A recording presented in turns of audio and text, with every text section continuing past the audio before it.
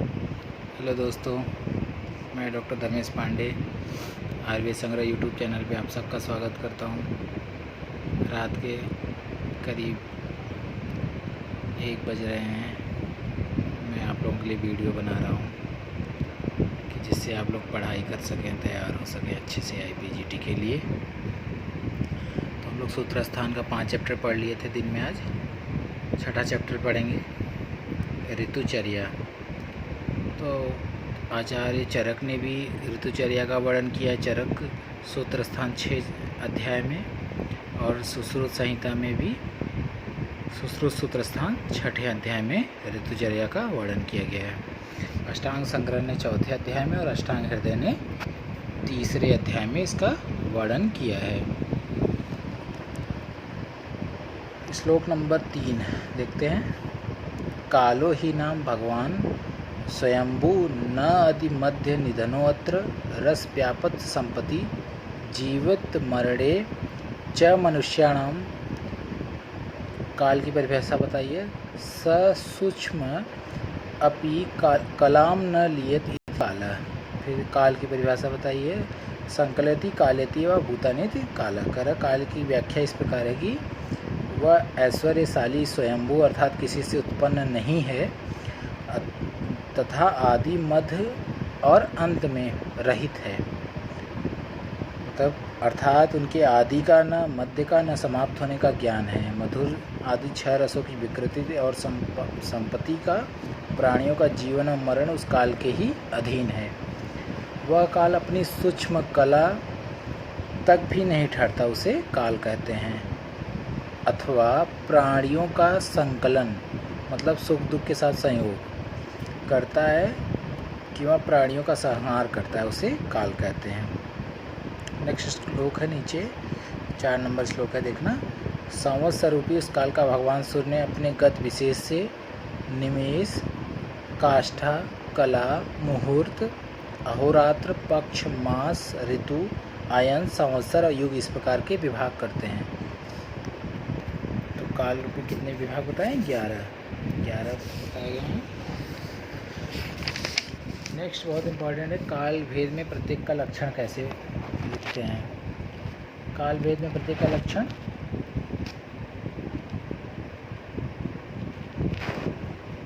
अकरादि लघु अक्षर के उच्चारण करने में जितना समय लगता है, नेक्स्ट पेज पे 28 नंबर पेज पे, उसे अक्ष निमेष कहते हैं।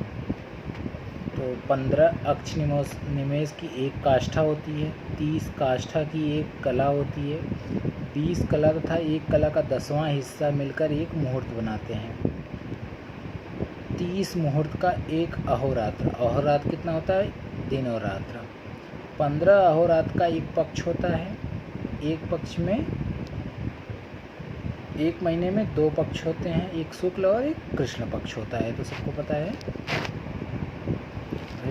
नेक्स्ट श्लोक में लिखा हुआ है, 6 नंबर श्लोक में लिखा है, माघादियो द्वादश मासा संवत्सर द्विमास का मृत्यु कृत्वा 6 ऋतुओं भवन्ति ते शिशिर वसंत ग्रीष्म वर्षा शरद हेमंत तेषां तपस्यो शिशिर मधु माधवो वसंत शुचि शुक्रो ग्रीष्म नभो नभस्य वर्षा ऐसो ज शरत सहस्य हेमंत इति। उक्त संवत्सर में माघादि 12 मास होते हैं। 2 मास की एक ऋतु होती है। इस तरह 12 मासों में 6 ऋतुएँ होती हैं। उनके नाम कैसे हैं? शिशिर, वसंत, ग्रीष्म, वर्षा, शरद, हेमंत। उनमें तप और तपस्य मासों में शिशिर, मधु और माधव मासों में वसंत, शुचि तथा शुक्र मासों में ग्रीष्म, नभ और नभस्य मासों से वर्षा, इस और ऊर्जा मासों से शरद तथा सहा और सहस्य माने मार्गशीर्ष और सहस्य औस मासों से हेमंत ऋतु होती है। तो ये बताया गया किस ऋतु में किसकी तरह क्या होता है। फिर इम्पॉर्टेंट है इसमें श्लोक नंबर 8 नंबर श्लोक है, सीतासु क्लेद युर्वी विवास्या शोषयति ताभुवापि संसृतम वाय पालयति प्रजाकर। चंद्रमा पृथ्वी को अपने शीत किरणों से क्लीन रखता है और सूर्य सुखाता है। चंद्र और सूर्य दोनों को आश्रय लेकर वायु प्रजा का पालन करती है। वायु पालयती प्रजा। फिर नीचे श्लोक देखेंगे 9 नंबर में लिखा है हिंदी में कि ये 5 वर्ष मिलकर एक युग कहलाते हैं। तो एक युग कब कहते हैं? 5 वर्ष मिलकर एक युग कहते हैं। 2 अयन होते हैं, पता ही सबको, दक्षिणायन उत्तरायण, दोनों अयन का मिलकर एक वर्ष बताते हैं। फिर संचय प्रकोप प्रशमन सब बता ही दिए थे हमने, कब कब करते हैं संचय प्रकोप प्रशमन। श्लोक नंबर 10 की हिंदी देखेंगे। नीचे लिखा है कि दोषों के संचय प्रकोप प्रशमन निमित्त से वर्षा, शरद, हेमंत, बसंत, ग्रीष्म और प्राविट ये 6 ऋतुएँ होती हैं। भाद्रपदादि जो दो मासों को मिलाकर इनकी गणना की जाती है। जैसे भाद्रपद आश्विन को वर्षा, कार्तिक और मार्गशीर्ष को शरद, पौष और माघ को हेमंत, फागुन और चैत को बसंत, वैशाख और ज्येष्ठ को ग्रीष्म तथा आषाढ़ और श्रावण को प्राविट कहते हैं। यहाँ पे प्राविट ऋतु का भी वर्णन किया गया है। फिर क्वेश्चन आता है कि अल्पवीर्य किस ऋतु में होती है? अल्पवीर्य वर्षा ऋतु में। कि देखो लिखा हुआ है श्लोक में, श्लोक नंबर 11 में पहली लाइन है, वर्षा औषधेय तरुणय अल्पवीर्य अपश्य प्रसन्ना क्षितिमलय प्राय। करें कि उन धातुओं में से वर्षा ऋतु में औषधियाँ तरुण होने से अल्पवीर्य वाली होती हैं। ये इम्पॉर्टेंट है, ये लाइन टिक कर लेंगे। नीचे एक श्लोक है निधागे, श्लोक नंबर 13 श्लोक नंबर देखेंगे। निधागे निसारा रुक्षा अतिमात्रम, इम्पॉर्टेंट है लाइन, इसको टिक कर लेंगे। निधागे निसारा रुक्षा अतिमात्रम लद्वा भवंत्या उपज से उपजाए माना। कह रहा है कि ये औषधियाँ जल में ग्रीष्म ऋतु में सार रहित रुक्ष और अत्यंत हल्की हो जाती हैं। निधागे वृक्षर कौन सी ऋतु में होगी? निधागे ये ग्रीष्म ऋतु में। फिर नीचे एक लाइन है 14 नंबर श्लोक का देखना, हिंदी देखना। वर्षा, हेमंत और ग्रीष्म में संचित हुए शरद, वसंत, प्राविट ऋतु में कुपित हुए दोषों का निर्हरण करना चाहिए। इम्पॉर्टेंट हो गया। नेक्स्ट पेज पे आ जाते हैं 16 नंबर श्लोक। 16 नंबर श्लोक में क्या है कि तत्पूर्वाह्ने बसंता लिंग मध्याह्ने ग्रीष्मस्य अपरामे प्राविश्य प्रदोषे वार्षिक शारद अर्धरात्रे प्रत्युषे हेमंत उपलक्ष्यते एवं अहोरात्रम अपि वर्षेण शीतोष्ण वर्ष लक्षणम दोष उपचय प्रकोपो जानियात। कह रहे दिन के पूर्व भाग में बसंत ऋतु के लक्षण होते हैं, मध्याह्न में ग्रीष्म, अपराह्न में प्राविट, मतलब जो दिन का सुबह वाला होता है ऋतु उसमें बसंत ऋतु का लक्षण मिलते हैं। मध्याह्न में ग्रीष्म की धूप अधिक हो जाती है और अपराह्न में प्राविट में। संध्या के समय वर्षा की, आधी रात में शरद का, सूर्योदय के पूर्व कितना ब्रह्म मुहूर्त में किसका मिलता है? हेमंत ऋतु के लक्षण मिलते हैं। इस तरह दिन रात भी दोषों के संचय प्रकोप और प्रशमन द्वारा वर्ष की तरह शीत उष्ण वर्षा के लक्षणों से युक्त माने जाते हैं। फिर नेक्स्ट है श्लोक 17 नंबर है कि तत्र अव्यापन्ने त्रिष्व व्यापन्ना औषधे भवंत्या उपचय से उपज्यमानम प्राण आयु बल वीर्य ओजस कयो भवंती। कह रहा कि अव्यापन माने स्वाभाविक ऋतुओं में औषधियाँ तथा जल में अव्यापन अर्थात अदूषित रहते हैं, उनका उपयोग प्राण शक्ति, वायु, बल, वीर्य और ओज का वर्धक होता है। फिर नेक्स्ट आ जाओ श्लोक नंबर 22 का हिंदी देखेंगे। इस प्रकार अवस्था में निवास स्थान का परित्याग, शांति कर्म, प्रायश्चित, मंगल, जप, हवन, उपहार, यज्ञ, बद्ध, अंजलि, प्रणाम, तप, नियम, दया, दान, दीक्षा ग्रहण, देवता, ब्राह्मण, गुरुओं में श्रद्धा भक्ति करना चाहिए, इससे शांति होती है। इम्पॉर्टेंट है हेमंत ऋतु का ये जो 24 श्लोक है कि वायु उत्तर शीतो रजो धूमा कुल दिशा है। रजो धूमा कुल दिशा किसमें मिलती है? हेमंत ऋतु में। बहुत इंपॉर्टेंट श्लोक है ये 24 नंबर। ऊपर के पहला जो पैरा है उसको टिक कर लेंगे। वायु वायुत्तर शीतो रजो धूमा कुला दिशा, ये वाला अगर लाइन आएगी तो किसके लिए आएगी? हेमंत ऋतु के लिए। फिर लास्ट में लिखा है कि इसकी पूरी हिंदी देखते हैं। हेमंत ऋतु में उत्तर दिशा की ठंडी वायु चलती है, चारों दिशाएं धूली धुएं से व्याप्त रहती है, सूर्य तुषार से आच्छादित रहता है, तुषार माने हिम, तड़ागादि तालाशय जो बर्फ से ढक जाते हैं। काक, गेंडा, भैंस, मेढक, हस्ती ये मद से दर्पित होते हैं, मतलब मदोन्नति होते हैं। लोद्र, प्रियंगु, पुनाग के वृक्ष पुष्पित हो जाते हैं। फिर शिशिर ऋतु में बताया शीत अधिक होता है। जैसे रजोधूमा कुला दिशा हेमंत के लिए बताया गया है, इम्पॉर्टेंट लाइन श्लोक है। वैसे ही यहाँ पे शिशिरे शीत अधिकम वात वृष्ट्या कुला दिशा, ये इम्पॉर्टेंट है, इसको भी टिक कर लेंगे, बहुत इंपॉर्टेंट है। पूछता है शीत ऋतु में शीत अधिक होता है, दिशाएं वायु और वर्षा से व्याकुल रहती हैं तथा शेष लक्षण हेमंत ऋतु के समान मिलता है। तो हेमंत ऋतु के में आता रजो धूमा कुला दिशा, इसमें आता है शिशिर शीत अधिक वात वृष्ट्या कुला दिशा, इम्पॉर्टेंट है ये दोनों। फिर नीचे आ जाएंगे ग्रीष्म ऋतु में। ये ग्रीष्म तीक्ष्ण सूरादित्यो मारुतो जो है मारुतो नैतृत्व असुखा, ये इम्पॉर्टेंट लाइन है। फिर नीचे वाली लाइन में है ध्वस्त वितृणा विपणिका पादपा। ग्रीष्म ऋतु में सूर्य तीक्ष्ण किरणों वाला होता है, नैतृत्व दिशा का कष्टदायक पवन चलता है, पृथ्वी गर्मी से संतप्त रहती है, अल्प प्रवाह की नदियाँ पतली हो जाती हैं, चारों दिशाएं प्रज्वलित सी प्रतीत होती हैं, चकवा और चकवी का जोड़ा पानी की खोज में प्राण से घूमते रहते हैं, हरिण जल पीने के लिए व्याकुल से रहते हैं, छोटे वृक्ष तृण और लताएं नष्ट हो जाती हैं और पेड़ों के पत्ते झड़ जाते हैं। ग्रीष्म ऋतु की बात बताएं आचार्य सुश्रुत हैं। फिर प्राविड ऋतु में बताएंगी इम्पॉर्टेंट जो श्लोक की लाइन है क्या है, पश्चिम अनिल कर्षित है, श्लोक नंबर 33। और नीचे वाली 34 श्लोक में शुक्र गोपो उज्ज्वला एंड कदम्बी कुटज सर्ज केतकी भूषिता, ये इम्पॉर्टेंट लाइन है लास्ट वाली। अगर प्राविड ऋतु में आकाशमंडल में पश्चिम दिशा में वायु से लाए हुए बिजली की चमक के साथ कुछ बरसने वाले भयंकर गर्जन वाले मेघा से व्याप्त रहता है, पृथ्वी कोमल और श्याम रंग की घास से व्याप्त तथा शुक्र गोपो, इम्पॉर्टेंट है शुक्र गोपो किसमें है, मतलब इंद्र, वधु और बहुटी से उज्ज्वल तथा कदम्ब, नीम, कुटज, सर्ज केतकी से भूषित होता है, ये इम्पॉर्टेंट है। कितने 35 श्लोक नंबर है, इसमें इम्पॉर्टेंट लाइन है लास्ट वाला श्लोक है, प्रोत्फुल्ल कुमुदिनी नील उत्पल विराजिता, ये इम्पॉर्टेंट श्लोक है। वर्षा ऋतु में नदियां जल से पूर्ण होकर अपने प्रबल प्रवाह से तीर के समान स्थित पेड़ों को उखाड़ देती हैं, बावड़ियाँ अत्यंत खिले हुए कुमुद से नील कमलों से शोभायन रहती है, इंपॉर्टेंट हो गया ये। शरद ऋतु में देखना लिखा हुआ है लास्ट लाइन 37 श्लोक का लास्ट जो लिखा है, हंसास घटित है। और फिर नीचे वाला श्लोक लिखा है, बाण सप्ताह बंधुकम कासानंद विराजित, करा है कि झिंडी सतौना गलबदिया कास और विजयसार से शोभित होता है।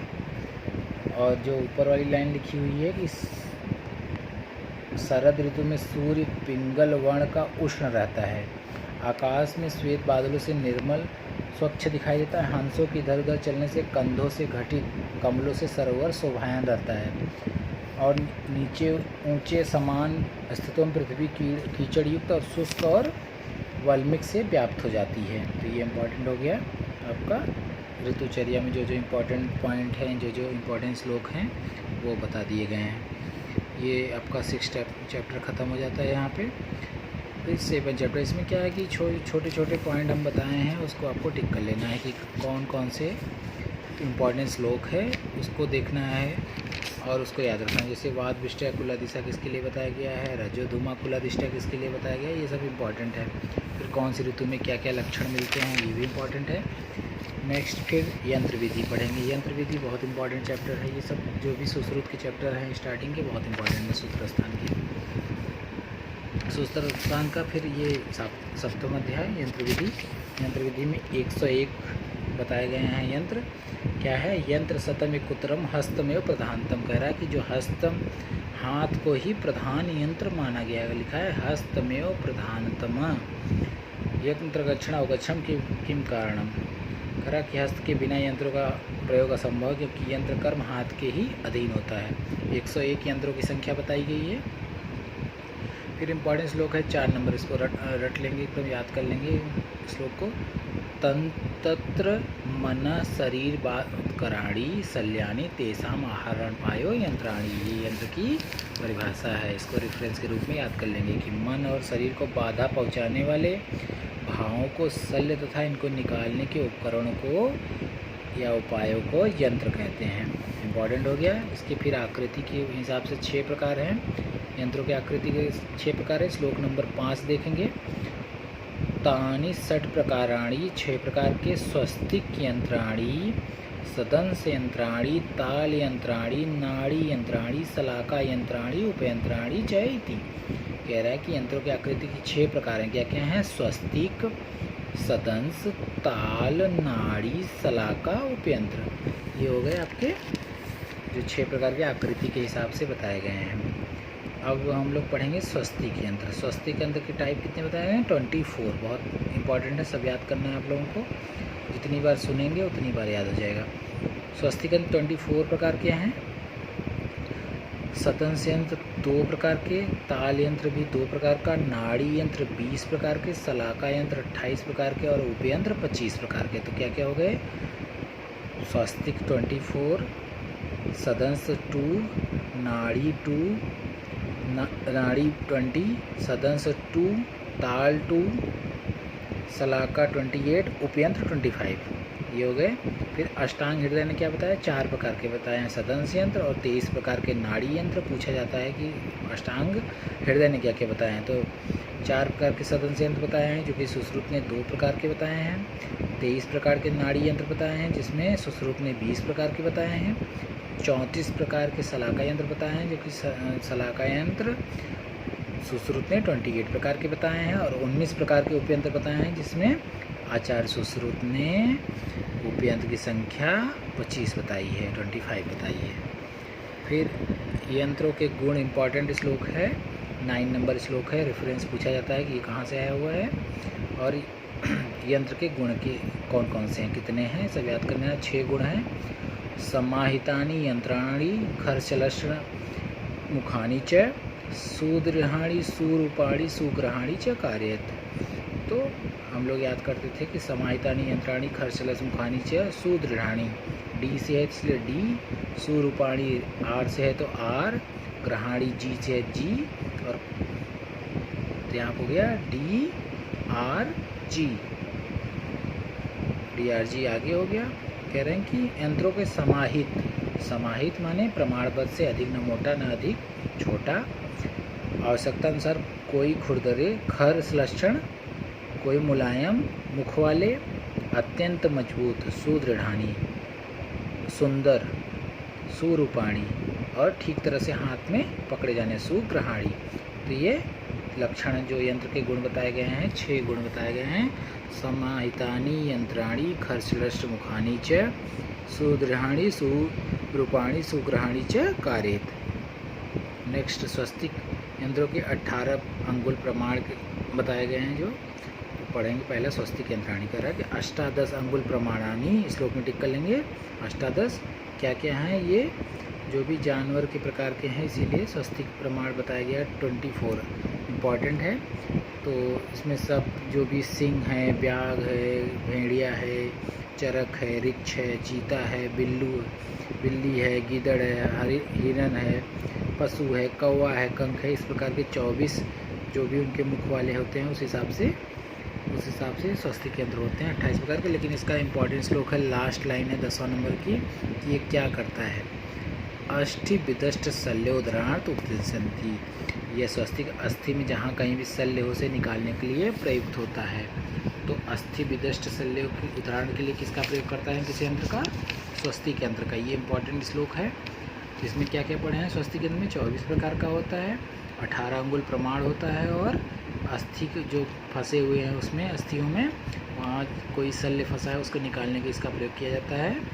तो ये स्वस्तिक यंत्र हो गया आपका। स्वस्तिक यंत्र के पास पढ़ेंगे हम लोग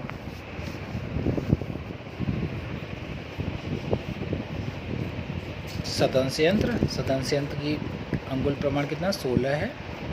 16 अंगुल लंबे होते हैं। इसमें 2 टाइप के बताए गए हैं, सनिग्रह, अनिग्रह। जो कील युक्त हैं उसे सनिग्रह बोलते हैं, जो कील रहित है उसे अनिग्रह बोलते हैं। मतलब नहीं। इसलिए दो प्रकार सदन से बताएं, 16 अंगुल लंबे होते हैं। फिर इनका प्रयोग किसके लिए किया जाता है, तो ये सबसे इम्पॉर्टेंट है। प्रयोग किसके लिए किया जाता है, त्वग मांस शिरा स्नायुगत शल्य उद्रांत, और जो स्वस्तिक है वो अस्थि के लिए, और जो ये सदन यंत्र है वो त्वक मांस शिरा स्नायुगत शल्य उद्रांत उद्देश्यंती, ये इम्पॉर्टेंट है। सदन से यंत्र पढ़ रहे थे हम लोग। सनिग्रह अनिग्रह सदन षोडश अंगुलो भवतः त्वक मांस शिरा स्नायुगत शल्य उद्रांत उद्देश्यंती। श्लोक नंबर 11 है, पेज नंबर 34 पे, सुश्रुत सूत्र स्थान का ये 7वां चैप्टर है, यंत्र अध्याय है। फिर इसके बाद हम लोग पढ़ेंगे ताल यंत्र। ताल यंत्र में संख्या 2 होती है, 1 ताल और 2 ताल। 12 अंगुल होता है प्रमाण। अभी तक स्वस्तिक का 18 अंगुल, सदंश का 16 अंगुल है, इसके बाद ताल यंत्र का 12 अंगुल। ठीक है, तो ये 2 प्रकार के होते हैं, 12 अंगुल के होते हैं। मत्स्य के तालु के समान 1 ताल और द्वितालित होते हैं, तो ये मत्स्य तालु 1 ताल द्विताल के, तो ये 2 प्रकार के होते हैं, 1 ताल और द्विताल मत्स्य के समान होते हैं। इसका प्रयोग किसके लिए किया जाता है, कर्ण नासा नाड़ी शल्य नाम आरणार्थ। तो ये कर्ण नासा नाड़ी के लिए, स्वस्तिक जो है अस्थियों के लिए, और सदंश त्वक मांस शिरा स्नायु के लिए, और ये ताल यंत्र जो है कर्ण नासा नाड़ी के लिए। फिर इसके बाद पढ़ेंगे हम लोग नाड़ी यंत्र। ताल यंत्र के बाद पढ़ेंगे नाड़ी यंत्र। नाड़ी यंत्र कितने प्रकार के हैं, 20 प्रकार के हैं। तो 20 प्रकार में इसके 20 प्रकार देखेंगे, और जो इसका अंगुल प्रमाण है वो आवश्यकता अनुसार लेते हैं। नाड़ी यंत्र में अप्रेक प्रकाणी अनेक प्रयोजानी एकातर मुखानी उभयत मुखानी तानी स्रोतोगत शल्य, इसका जो इम्पोर्टेंट है श्लोक नंबर 13 में सेकंड लाइन देखो, तानी स्रोतोगत शल्य उद्राणात रोग दर्शनात् स्र आचुषणात् क्रिया सौकर्येति स्रोतो द्वार परिणानी तथा योग दीर्घाणी चकर। शल्य नाड़ी यंत्र में अनेक प्रकार के होते हैं, अनेक कार्यों से प्रयुक्त होते हैं। किसी की एक तरफ से मुख होता है, किसी के दोनों तरफ से मुख होता है। नाड़ी यंत्रों का प्रयोग स्रोतोगत शल्य के निकालने के लिए, रोगों को देखने के लिए अर्थात रोगी की परीक्षार्थ, कुछ नाड़ी यंत्रों का उपयोग दूषित रक्त तथा पोए का चूषण करने के लिए, अर्श आदि रोगों में क्षार पतानी क्रिया की सुगमता के लिए। इन नाड़ी यंत्र की मोटाई स्रोतोद्वार के समान तथा लंबाई आवश्यकता अनुसार होती है, इम्पॉर्टेंट है ये। फिर इसके बाद देखेंगे हम लोग सलाका यंत्र, इम्पॉर्टेंट सलाका यंत्र देखेंगे। नाड़ी यंत्र भी बता दिया है क्या क्या है, भगंदर यंत्र, अर्श यंत्र, बस्ती यंत्र, धूम नेत्र यंत्र, इस प्रकार के यंत्र बताए गए हैं। ठीक है, नाड़ी 20 प्रकार की हो गई। इसके बाद हम लोग चलेंगे सलाका यंत्र। सलाका कितने प्रकार की है, 28 प्रकार की है, इम्पॉर्टेंट है ये भी।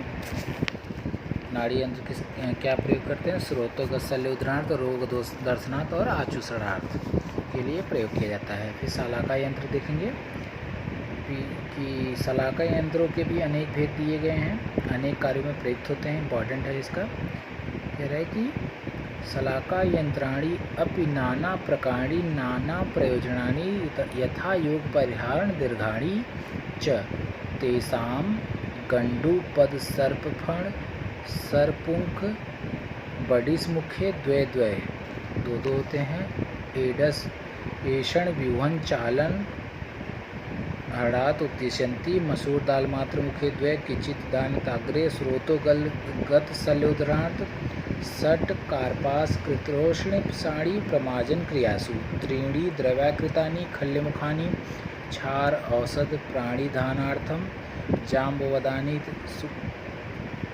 तृण्य कुशवदनानि षडीवग्नानि क्रमशः प्रतानि च कुलास्थिदल मातृमुखम खल तीक्ष्ण उष्णम अंजनार्थम एकम कलाय परिमंडल उभयतो मुकुलाग्रम मूत्रमार्ग विश्वनादार्थे मालती पुष्पवृंताक प्रमार परिमंडल मिति। इसमें इम्पॉर्टेंट एक लाइन है, स्रोतोगत शल्य उद्राणार्थ, इम्पॉर्टेंट लाइन है, टिक कर लेंगे। अब हिंदी इसकी देख लेंगे। इस सलाका यंत्रों के भी अनेक भेद बताए हैं, अनेक कार्यों में प्रयुक्त होते हैं, प्रयोजन के अनुसार मोटाई और लंबाई होती है। इनमें गंडूपद मुखी केचुए के समान मुख वाली, सर्पवर्ण मुखी, सर्पुंख मुखी और बडिस मुखी, यह दो होते हैं। इनके प्रयोग क्रमशः ऐसण, व्यूहन, चालन और आहरण में होता है। प्रयोग भी बता दिया, इनका प्रयोग किस में किया जाता है? ऐसन, व्यूहन, चालन और आहरण के लिए। मसूर दाल के समान मुख वाली किंचित नीचे की ओर मुड़ी हुई 2 शलाकाएँ होती हैं जो स्रोतोगत की शल्य के निकालने में प्रयुक्त होती है। जो मसूर दाल होती है क्या करती है? स्रोतोगत शल्य उदाहरणार्थ। इसके बाद 2 शलाकाएँ होती हैं स्रोतोगत शल्य के निकालने में प्रयुक्त होती हैं। सिर पर कापास मतलब रुई से लिपटी हुई जो 6 शलाकाएँ होती हैं वो व्रण आदि को पोंछने के काम करती हैं। फिर इसके बाद दरवी के समान आकृति वाले खल की तरह को जो कड्डेदार 3 शलाकाएँ होती हैं इनकी व्रणादिक छाड़ तथा अन्य औषध लगाने के लिए प्रयोग होता है। और 3 शलाकाएँ जामुन फल के समान मुख वाली होती हैं। जाम्बवदानी त्रिशुंक वदानी च। 3 अंकुश के सदिश मुख वाली होती हैं और 6 शलाकाओं को अग्निकर्म में प्रयुक्त करते हैं। नासिका के अर्बुद को निकालने के लिए बेर की गुठनी के समान मुख वाली और खरल के किनारे तेज किनारे वाली एक शलाका होती है। इसमें इम्पॉर्टेंट जो है वो याद कर लो आप लोग। मसूर दल मात्र मुख्य किंचित ध्वन अग्रे स्रोतोगत शल्य उदाहरणार्थ। ये इंपॉर्टेंट है। जाम्बवदानी त्रिशंकु शवदनानी च और कोलास्थी दल मात्र मुखम, ये इंपॉर्टेंट तीनों। उपयंत्राणी 25 उपयंत्र बताए गए हैं क्या क्या हैं? रज्जु, वेड़िका, चर्म, अंतरछाल, लता, वस्त्र, अष्टला ग्रंथि के आकार का पत्थर, उद्गर, पाणीतल, पाणीपाद, अंगुली, जीवा, दांत, नख, मुख, बाल, अश्वकटक, वृक्ष की शाखा, स्टीवन, प्रवाहन, हर्ष, अयस्कांत, क्षार, अग्नि और भेषज कहे गए हैं। ये इंपॉर्टेंट उपयंत्राणी हो गए। इसके बाद सबसे इम्पॉर्टेंट है यंत्रों के कार्य। यंत्रों के कार्य कितने बता गए हैं? 24। क्या क्या हैं? निर्घातन, पूरण, बंधन, विवन, वर्तन, चालन, विवर्तन, विवरण, पीड़न, मार्ग विशोधन, विकर्षण, आहरण, आक्षण, उन्मन, बीनन, भंजन, उन्मंथन, आचूषण, तरण, ऋजुकरण, प्रक्षालन, प्रध्वन, प्रमाजन, चतुर्विसंति। ये 24 जो भी यंत्रों के कार्य बताए गए हैं 18 नंबर श्लोक पे है और 36 पेज पे। बहुत इंपॉर्टेंट है, याद करना है जो भी यंत्र के कार्य हैं। 24 कार्य बताए गए हैं, 24 कार्य याद होने चाहिए। लास्ट ईयर के जो बच्चे 4th ईयर होते हैं उनको सब याद होता है और वो एग्ज़ाम की तैयारी अभी से करें तभी से सही रहेगा, नहीं तो फिर नहीं निकलता है। फिर यंत्र के 12 दोष पढ़ेंगे। यंत्र के गुण पढ़ लिए, अब दोष पढ़ेंगे। यंत्रों के कार्य पढ़ लिए, अब दोष पढ़ रहे हैं। दोष क्या हैं?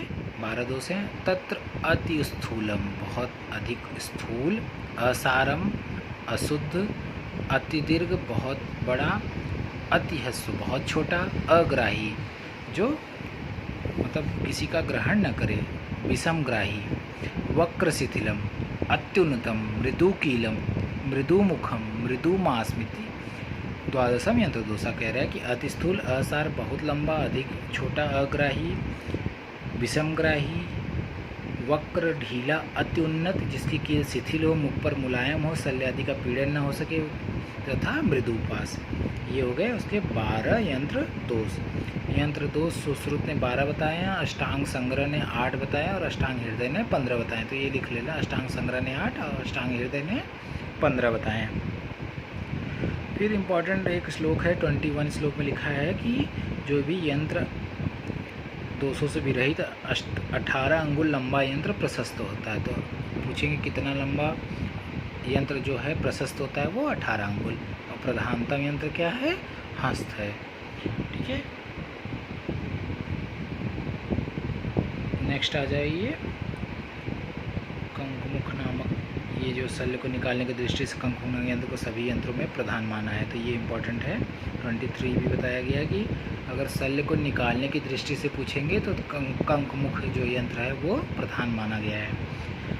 यंत्रों के कर्म जो है आचार्य सुश्रुत ने तो 24 बताए हैं, अष्टांग संग्रह ने 24 बताए हैं, अष्टांग हृदय ने 15 बताए हैं।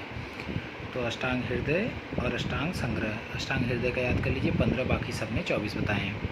ठीक है, और अगर प्रधानतम यंत्र पूछेगा तो हस्त आंसर लगेगा, और पूछेगा कि शल्य को निकालने की दृष्टि से कौन सा यंत्र है तो वहाँ पे कंकमुख यंत्र प्रधान है। ठीक है, ये आपका यंत्र चैप्टर भी समाप्त होता है। नेक्स्ट चैप्टर है शस्त्र, वो कल पढ़ेंगे। Thank you.